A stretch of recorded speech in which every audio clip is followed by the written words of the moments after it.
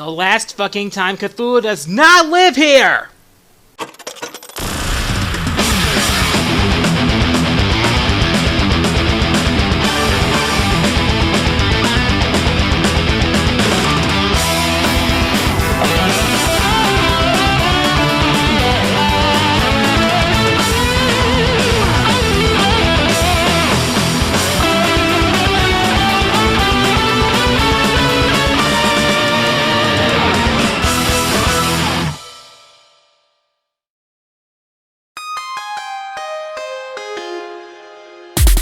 If you've watched my channel since the beginning, you may have noticed that I show a level of bias towards consoles in general, and Nintendo in particular. Well, even though I grew up with Nintendo platforms, I'm not so closed-minded as you might think. Now, I'm not a hardware junkie, and I don't see the point of any hateful master race mentality, but even I can't deny the viability of the PC as a gaming platform.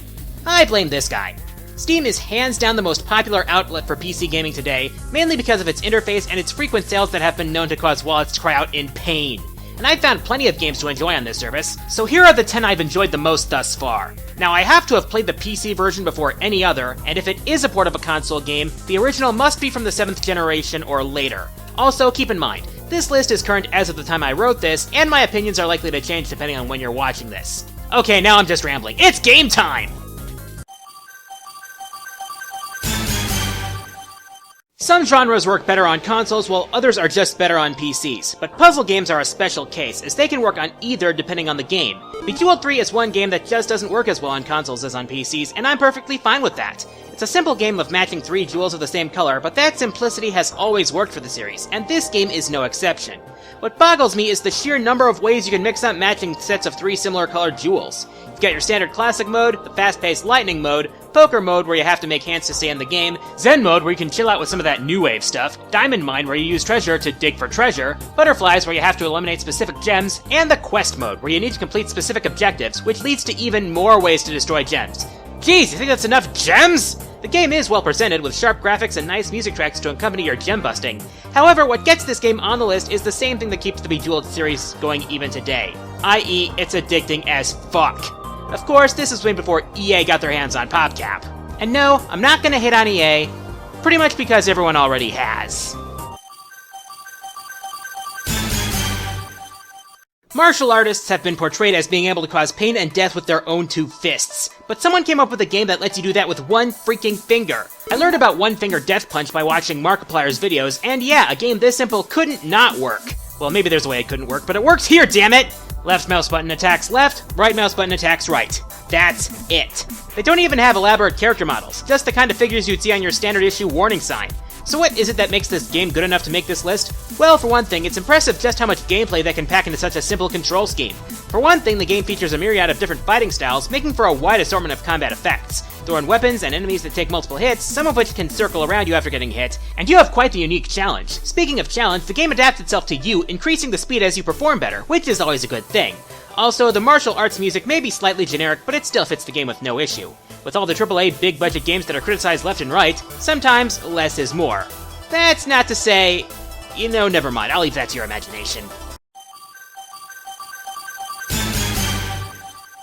Given my love for 2D shooters, I for one can appreciate the number of them on Steam. That being said, it would take something special to stand out. Oh, I know, how about combining side-scrolling, top-down scrolling, and how about a pinch of 3D shooting for good measure? Esther Breed is a different breed of shooter, and I love it for that. For one thing, we have Giant Mecha, which automatically means we have instant awesome! Esther Breed features all kinds of shoot-'em-up action, and a little bit of sin and punishment for good measure, since your mech has a sword. I appreciate how seamlessly the game switches between its 3 modes. There's minimal interruption as you go from top-down, to side, to 3D, and back again. The action's as frantic as you'd expect in a 2D shooter, with enemies coming from all sides, and bullets coming from directions you never knew existed. But it's so satisfying to blast them all to bits and watch your score shoot up into the stratosphere.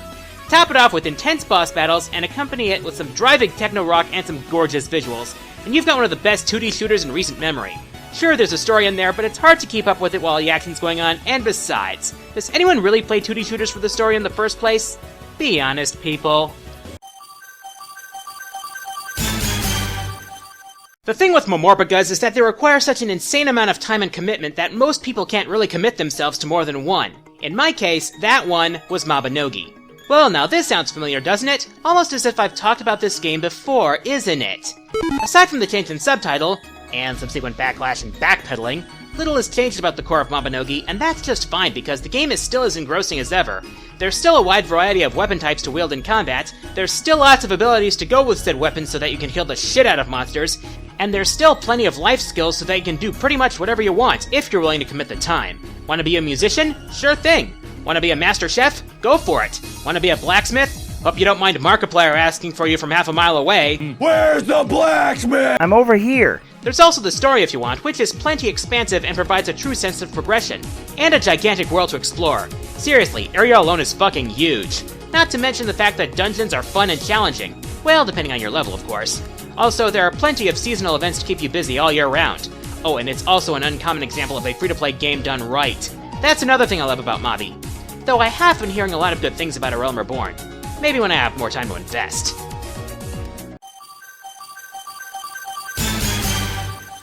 Warning, the following may contain crude and vulgar material, but considering it's the AVGN, that shouldn't surprise you. When it comes to gamers on the internet who've seen some shit, one of the people that usually comes to mind is the angry video game nerd.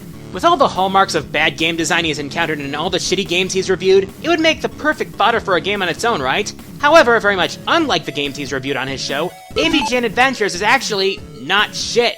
It's just hard.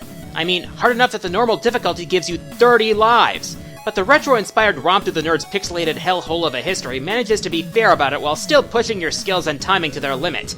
All the while, the game has the brand of vulgar humor and harsh commentary that the nerd is known for, so on that front, it's not for everyone, and I'll fully admit that. But this game does deliver where it matters the most. The nerd and his posse offer plenty of solid gameplay, and the game controls very well. If you die, which is likely for all but the most hardened veterans, it's because you fucked up. And I'd rather have it be that than some bullshit reason in a game that sucks.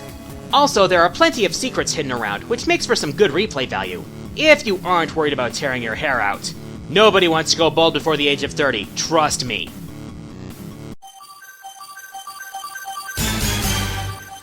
Oh man, Sonic, what the hell happened to you? The blue guy can't catch a break nowadays. He went from Sonic Generations to stuff like...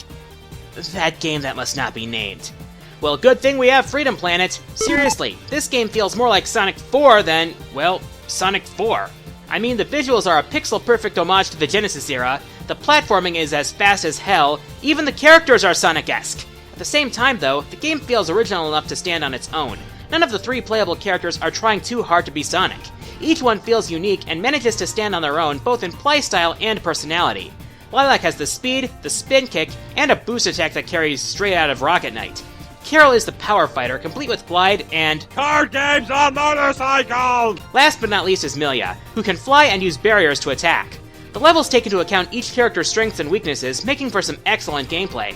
On top of that, the story is well written and well thought out.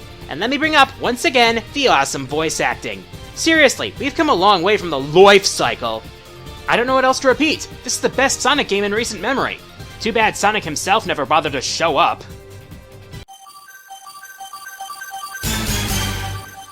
Remember how puzzles can work on either consoles or PC depending on the game? Well, first-person shooters are pretty much guaranteed to work better on PCs. A mouse just gives you better accuracy than an analog stick, it's that simple. So what happens when you combine the design of a puzzle game with the controls of an FPS? Well, you get the greatest meme factory in video game history. Believe me when I say that Portal was something different in so many ways. From the moment you awaken from your stasis chamber, hear GLaDOS' voice for the first time, and enter the Aperture Science Computer-Aided Enrichment Center, you know that this isn't your typical game. This point is further solidified when you pick up the portal gun for the first time. The ability to create portals and walls to step and fall through created so much potential for level design, and not only did Valve capitalize on it, the mod community went crazy as well. And not only does this game use its physics to the fullest, it creates a sense of isolation as you trek through GLaDOS' test chambers in your quest for cake and freedom. People remember this game for good reason. Yeah, well, they also remember all the memes and GLaDOS' sarcastic sense of humor. And for those of you who are wondering why I picked this over the clearly superior sequel, well, I got the sequel on the 360, since my laptop at the time couldn't run it. Hey, I never said I was a hardware junkie, get it?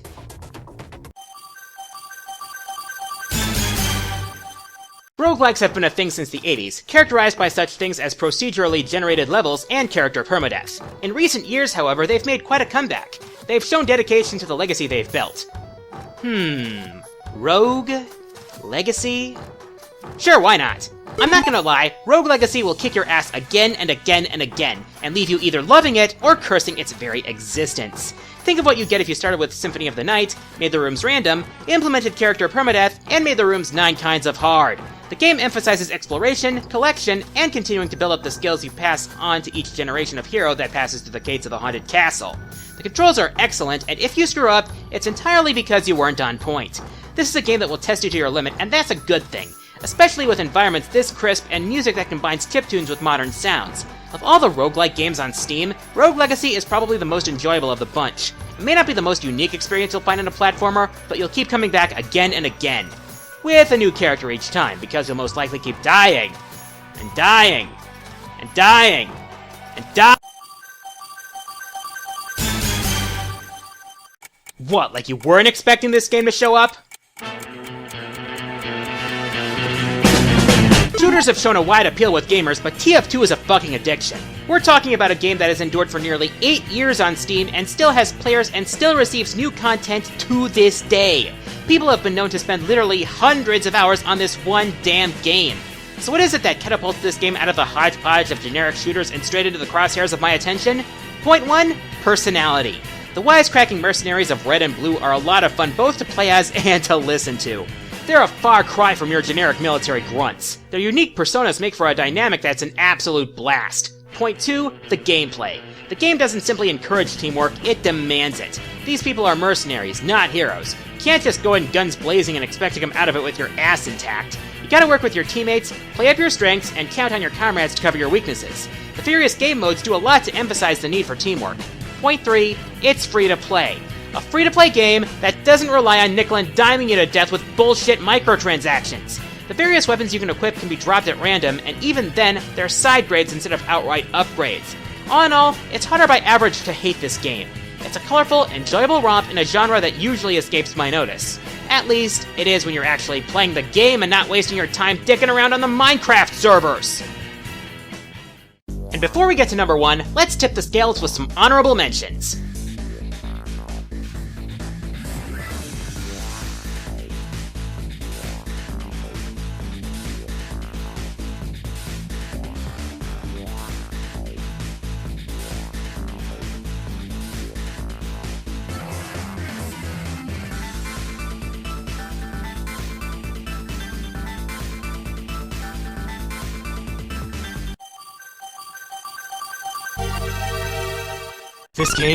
This game, you guys. Holy mother of sweet, merciful Palutena, this game.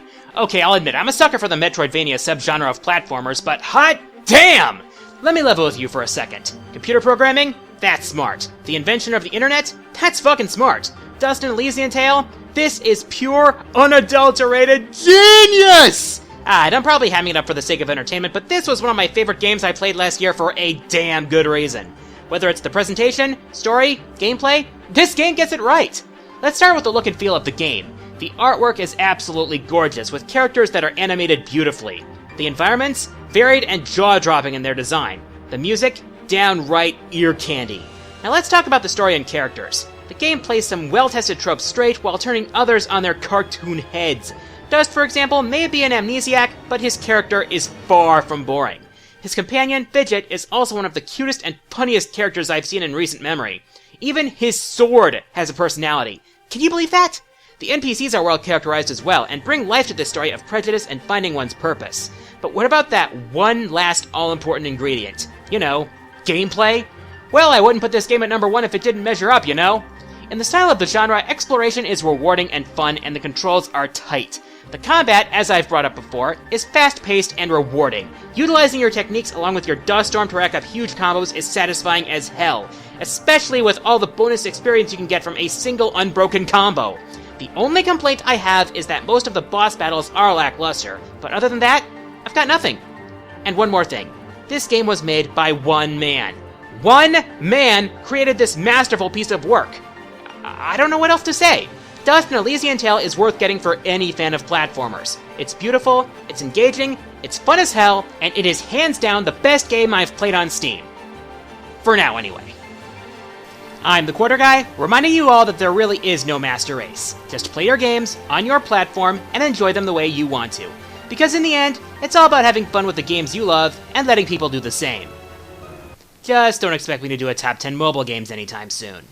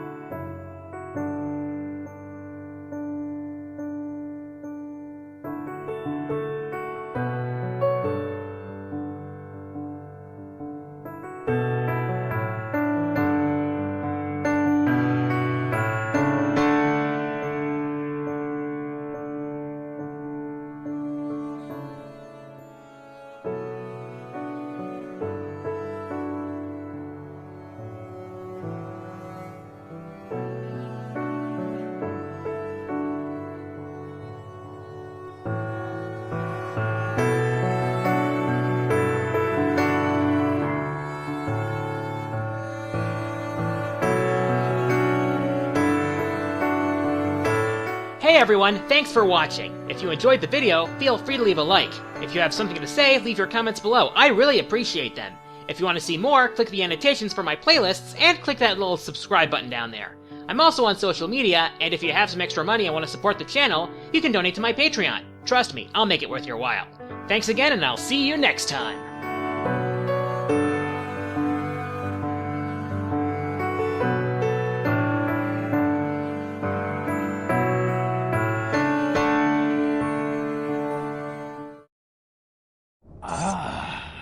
I'll buy it at a high price.